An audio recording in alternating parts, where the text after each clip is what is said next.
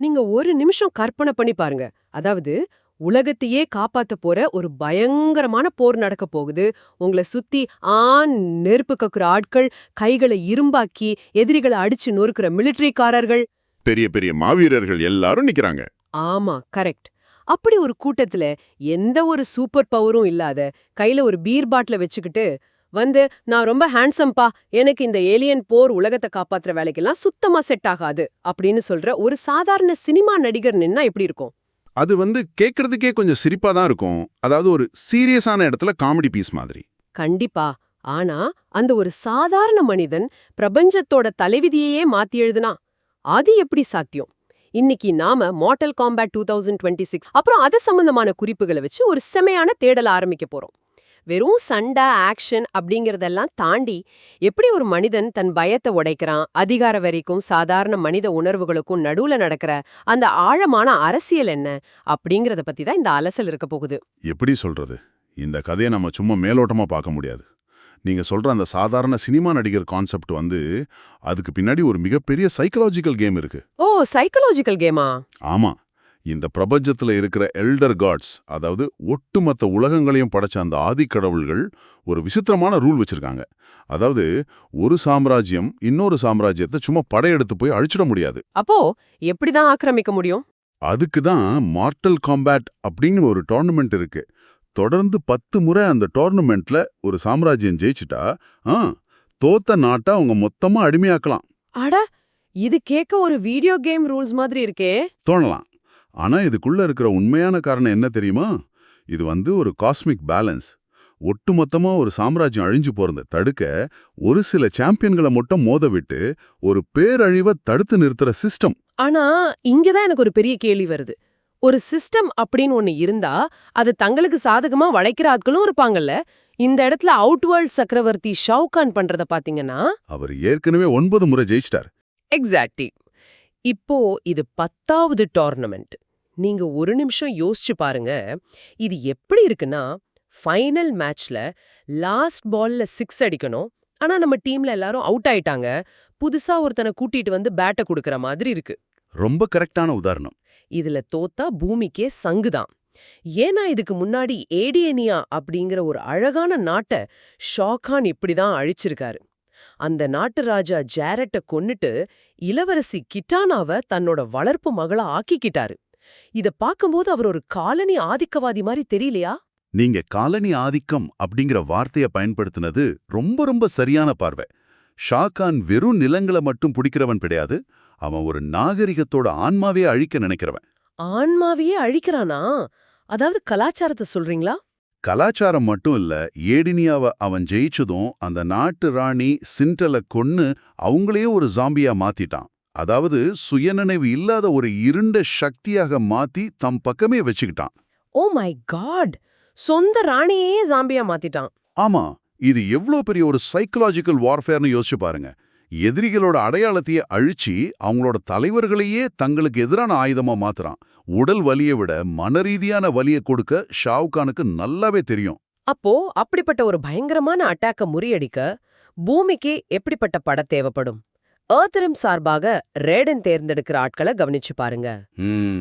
மிலிட்டரியில வேலை பார்த்த ரோபோ கைகள் கொண்ட ஜாக்ஸ், அட்டாக்க உள்வாங்கி வலிமையாகும் சூட் போட்டிருக்க கோலியாங், அப்புறம் நெருப்ப கக்கும் லியூகாங். இவங்க எல்லாமே பலமானவங்க தான். ஆனா இவங்களுக்கு நடுவுல தான் ஜானி கேஜ் என்ட்ரி ஆகுறான். ஒரு காலத்துல மார்ஷல் ஆர்ட்ஸ் சாம்பியன், இப்போ வாய்ப்பிழந்து சினிமா நடிகர். நான் ரொம்ப ஹேண்ட்ஸம்பா, எனக்கு பவர் இல்ல, நான் பீர் குடிக்க போறேன்னு சொல்லி எஸ்கேப் ஆக பாக்குறான். ஆமா, அவன் ஒரு நிமிஷம், இவன் உலகத்தை காப்பாத்த வந்தவனா இல்ல காமெடி பீஸா? எல்டர் காட்ஸ் இவனை ஏன் செலக்ட் பண்ணாங்க? இது லாஜிக் இடிக்குதே. நீங்க பாக்குறது வெளிப்பார்வை. ஜானி கேஜ் சொல்ற மாதிரி அவன் சாதாரண ஆள் இல்ல. அந்த அலட்சியம் ஒரு முகமூடிதான். அவனுக்குள்ள அந்த பழைய சாம்பியனை வெளியே கொண்டு வர ரேடன் நினைக்கிறாரு. ஓ, அவனுக்குள்ள ஒரு ஃபயர் இருக்குன்னு ரேடன் நம்புறாரு. கண்டிப்பா. அது மட்டும் இல்லாம மற்ற சாம்பியன்களோட அர்ப்பணிப்பங்க முக்கியம். கோலியங்க ஒரு கட்டத்துல தன் குடும்பத்துக்காக சாக துணியறான் பாத்தீங்களா? அந்த எமோஷன் தான் ஜானிய மாத்துது. அந்த எமோஷனல் ஆங்கிள் நல்லா இருக்கு. ஆனா இங்கதான் ஒரு பெரிய ட்விஸ்ட் வருது. இந்த டோர்னமெண்ட் நேர்மையா நடக்கல இல்லையா? நேர்மையா நடக்கலைங்கிறத விட ரூல்ஸையே மொத்தமா பிரேக் பண்றாங்க. ஷாங் சூங் மூலம் ஷின்னுக்கோட லாக்கெட்டை திருடி ஷா கான் கடவுளுக்கு நிகரான சக்தியை அடைகிறாரு. இதுல பெரிய காமெடி என்னன்னா, அந்த லாக்கெட்டை திருடி கொடுத்ததே ஒரு பூமிக்காரன் தான். கேனோ அப்படிங்கிற ஒரு லோக்கல் கூலிப்பட ஆள். சும்மா ஒரு லேசர் கன்னுக்காக உலகத்தையே வித்துட்டான். அதுதான் மனிதர்களோட ஒரு கிரே ஏரியா. கேனோ மாதிரி ஆட்களுக்கு தன்னோட சர்வைவல் தான் ரொம்ப முக்கியம். அந்த ஷின்னுக் லாக்கெட் பிரபஞ்சத்தோட லைஃப் எனர்ஜியை உறிஞ்சி விதிகளையே உடைக்கும் சக்தி கொடுக்குது. கரெக்ட்.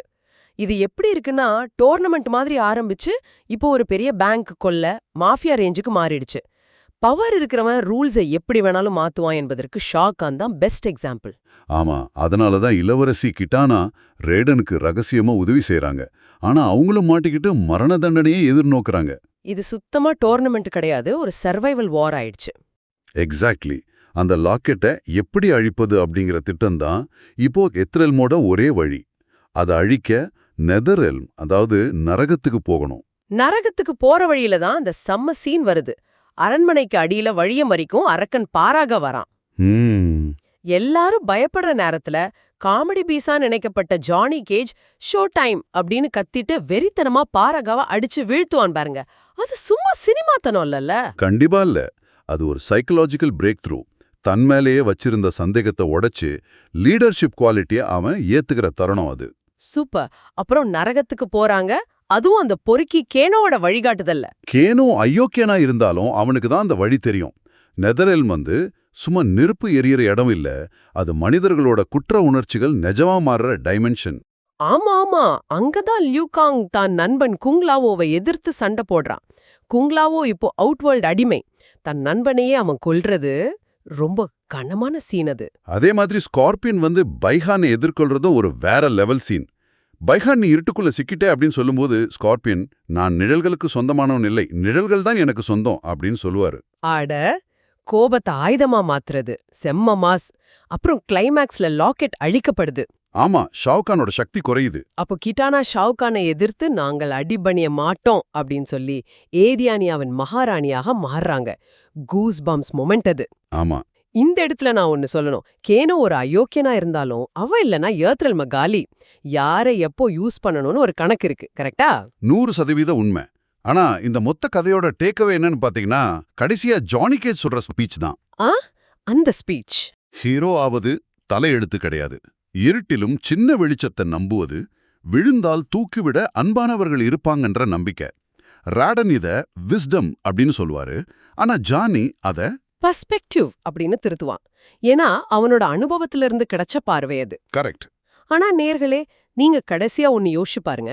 உலகத்தை காப்பாத்தின ஜானி கேஜ் ஹாலிவுட் திரும்பி போய் செட்டில் ஆகாம குவான்சி அப்படிங்கிற ஒரு நெக்ரோமான்சரை வச்சு இறந்து போன தன் நண்பர்களை மீண்டும் உயிர்ப்பிக்க முடிவு பண்றான். அது ரொம்ப ஆபத்தான முடிவாச்சே. அதுதான் விஷயமே. ஒரு உண்மையான லீடர் தன்னோட வெற்றியை கொண்டாடுவானா, இல்ல தன்னோட தோற்ற நண்பர்களுக்காக நரகத்துக்கே திரும்ப போவானா? நீங்க என்ன நினைக்கிறீங்க? அந்த வலிய சுமக்க நீங்க ரெடியா? யோசிச்சுக்கிட்டே இருங்க. இது ஒரு செமையான பெர்ஸ்பெக்டிவ். ரொம்ப ஆழமான கேள்வி. கண்டிப்பா. மீண்டும் அடுத்த தேடலில் சந்திப்போம்.